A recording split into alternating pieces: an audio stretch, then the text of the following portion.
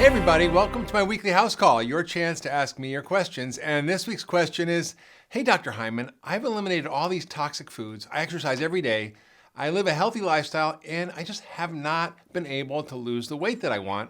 What gives? Well, this is a real challenge that people have, I know. And you might feel like you tried everything, you've cut out toxic triggers, you stayed away from sugar, you're eating all the right foods, and still months have gone by without significant weight loss. So what's going on? Well, unfortunately, this can happen. And I've had many patients who've come to me after having exhausted every option. And when we dig deeper, actually they haven't exhausted every option, we actually can dig deeper, we find there's a hidden cause of their weight loss resistance. And today I want to focus on one of those common causes, nutritional imbalances.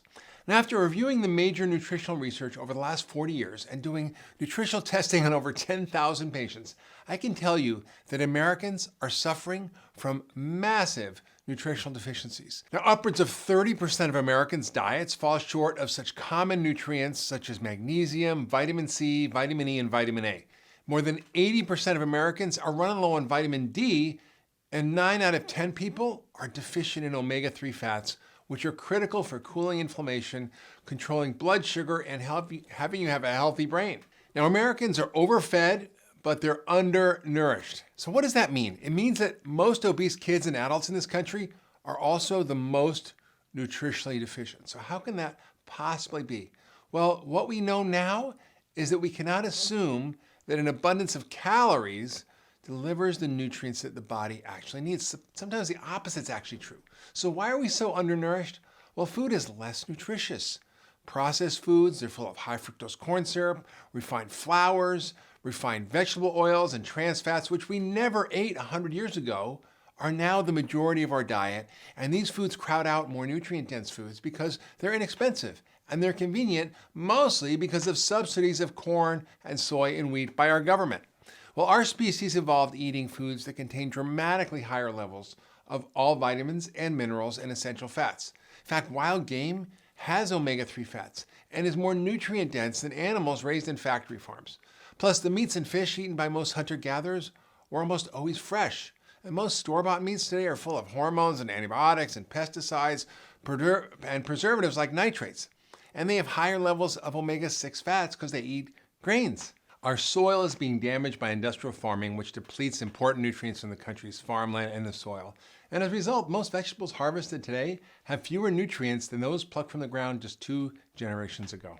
Americans eat about 152 pounds of sugar and 146 pounds of flour per person per year, or about a pound a day for every man, woman, and child. Now, these are pharmacologic doses of sugar and flour that harm our health, harm our metabolism, and really create all sorts of chronic diseases.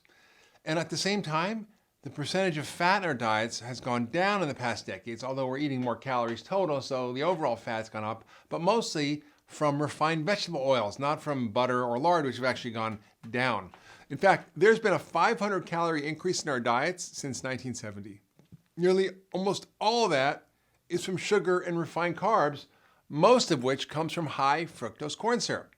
Now, our nutrient-poor, calorie-dense, high-carb diet has led to so many nutritional deficiencies, things like omega-3 fats, magnesium, zinc, vitamin D, all of which affect our metabolism.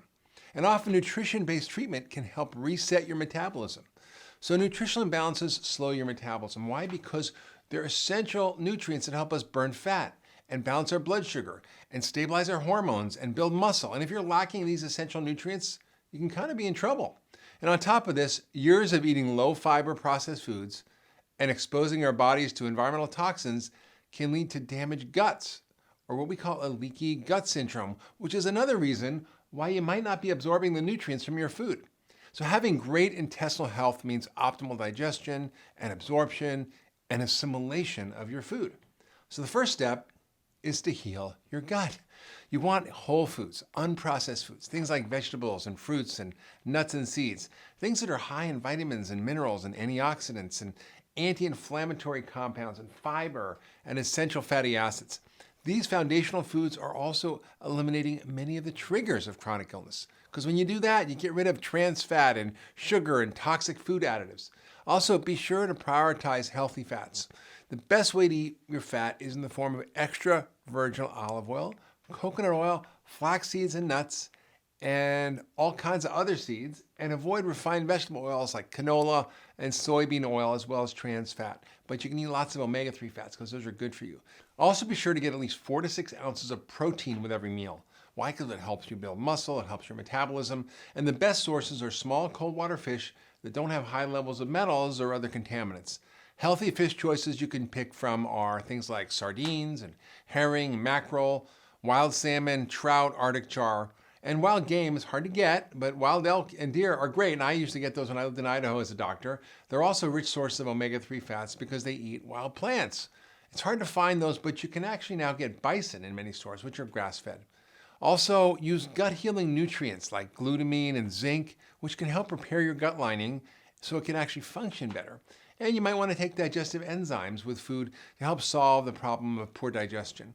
Also, you should take probiotics, which can help replace and replenish the bacteria that are often missing in our gut. So make sure you do that, and that's really key for good gut health. You also might need to address other issues that are going on in your gut, like overgrowth of yeast from taking too many antibiotics or eating too much sugar, or things like small intestinal bacterial overgrowth, which are common. You get bloating from that.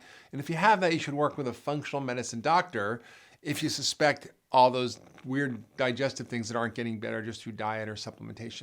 Now, if you've done all this for a longer period of time, in addition to managing your stress and getting adequate sleep and exercising daily, and you're still not losing weight, well, then I highly recommend getting tested for nutritional deficiencies. Now I want to hear from you. Have you discovered that you have nutritional deficiencies? Did helping those deficiencies help with weight loss or your health in any way? Share your comments below or on my Facebook page. And if you like this video, be sure to share it with your friends and family on Facebook and Twitter, and submit your questions to drhyman.com. And maybe next week, I'll make a house call to you.